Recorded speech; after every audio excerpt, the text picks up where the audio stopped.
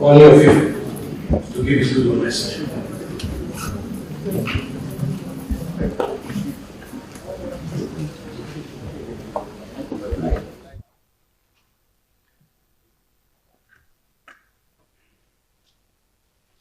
We don't have any other place. The nation belongs to all of us. We're here talking. The organizer, Honorable Speaker, spoke first, welcomed all of us, followed by the Senate President. We all know their positions in this country. The Senate President is, by virtue of counting this country, is the number 3 man in this country. The Speaker, too, the number 4 man in this country. His Eminence spoke as well, and you can see the trajectory of everything that they are saying the same thing. The gatekeepers of their nation are here, the service chiefs. And if you look at this all, on the average, the age of each and every one of us here is between the bracket of 50 and about 60, early 60s. And anybody can challenge me if I'm wrong. Our dear country that has brought all of us together here, the youngest serving governor is only 46 years old. And we all know the demography of this country. The demography of this country is above 50, all the way to age of dependency is less than 30%. But between the age of 18 to under 40, we have them in numbers of more than 70%. And we're talking about security here. Who are the active participants whenever we have breakdown of law and order? It is the average age of 18 to 39. And that's the truth. Are they ghosts? Are they invisible? The answer is no. They are human beings. Even our laws, our constitution, they will say at some point, very active civil servants will live on the average of 60 years old. Because they know why. Because they are getting tired. Maybe the judiciary extends till 70 years old. Some 65. They will even say 35 or 30 years, whichever comes earlier. We all know all these laws. But every time we're talking the talk, we're talking the talk. Number 2 man, number 3 man, number 4 man, they are all saying the same thing the way His Eminence said it. And the participants are not faceless. They are not ghosts. It is very idiotic and stupidity for us to be doing the same thing over and over and over again and expect a different result. We will continue to get the same result. Let's be very truthful and honest to ourselves in this country. We all know the problems. How well are we carrying along these people in that age bracket who are representing that age bracket in this hall? The answer is no. We are not engaging them at all. But whenever we want to go for political posts, appointments, we go back to them. We know the good, we know the bad, and the ugly in their category.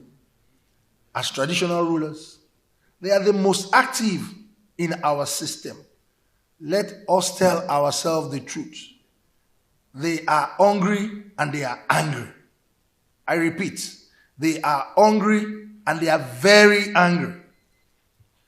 All of us that are here, I'll be very happy if anybody can raise up their hand and say, I can go to my area of constituents, my local governments, and I can stay there in peace for 1 week.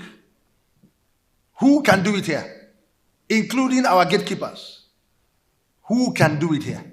Including the Senate President, including the Speaker. But you left the traditional rulers. You left district heads, the Baales, to continue to stay there. And you are saying all will be well in this country. We are the ones facing these youths. We know their problems. And we have been talking every time. You sit in beautiful offices and you all think all will be well. Let us be very truthful in this country. Look at this beautiful building. As beautiful as this building is, if the foundation is wrong, the entire building will collapse because the foundation has a problem. In this gathering, the Senate President mentioned the key factor, the collapse of local government. It has collapsed. Let's be very truthful to ourselves. It has completely collapsed because that's the only arm of government that is, number one, the foundation of this country. You don't have any other foundation. We are only building on a castle that has been completely broken down. That is the foundation that will gather the most active age bracket for you in this country. You say we have 774 local governments and several wards. Where do we have the wards being put together? It's under the local government constituency. They are underfunded. You don't even reference them for anything. You don't even care about their administration. Where did we get it wrong in this country? We all have faults. All of us here. If we keep talking every time, we will not get any result. It's getting worse. They are getting more emboldened. They are now very bold and they are ready to face anybody because they are hungry and they are angry. Let us change our strategy. Let us change our style. You leave this age bracket. If there will be a problem, you will give them guns to start to move around. You will never see anybody above our age in our comfort zone here that is really ready to face the music. It's very important for all of us to know that we are not all safe. We are not safe at all. Let us engage a lot of youth organizations that are very relevant, that understands the local government administration, the governance within every district, every category of the localization of this country. It's very important for us, and continue to engage them in every program we do in this country. You have neglected that category completely. The whole we are right now, you have neglected them because they are not represented here. They are not at all. So what are we going to come out here to talk about? And that is our foundation. It is our foundation. We should be very serious in this country now. We should talk very seriously. This issue of security, this national security, is not the problem of the service chiefs. It's not the problem of the lawmakers. It's not the problem of the executive arm of government. It's the problem of all of us. How many of this active population that are under you that you are taking care of? What's the essence of you being a politician? That you cannot even move around freely. You cannot.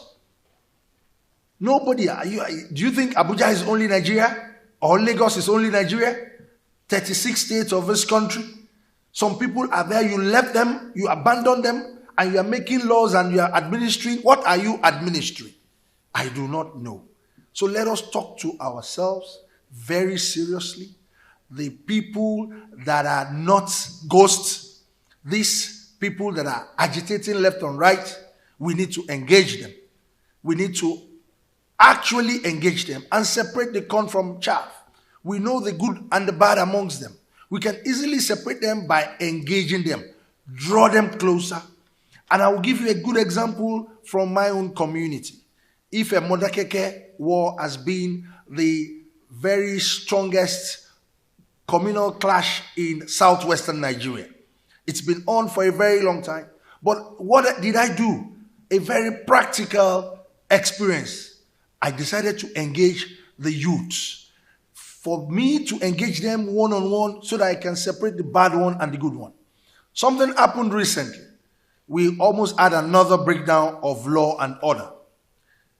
The boundary line of the two communities, some people started shooting sporadically. And the two communities started converging and moving away from the boundary lines. And they were agitating. The war has started again. The war has started again. I had to come out and call the youths around that we need to do it at the dead of the night. Let us go to the boundary and see the people that are doing all these things. Lo and behold, we went to the boundary and we realized that the youths of the two communities are trying to protect their own territory.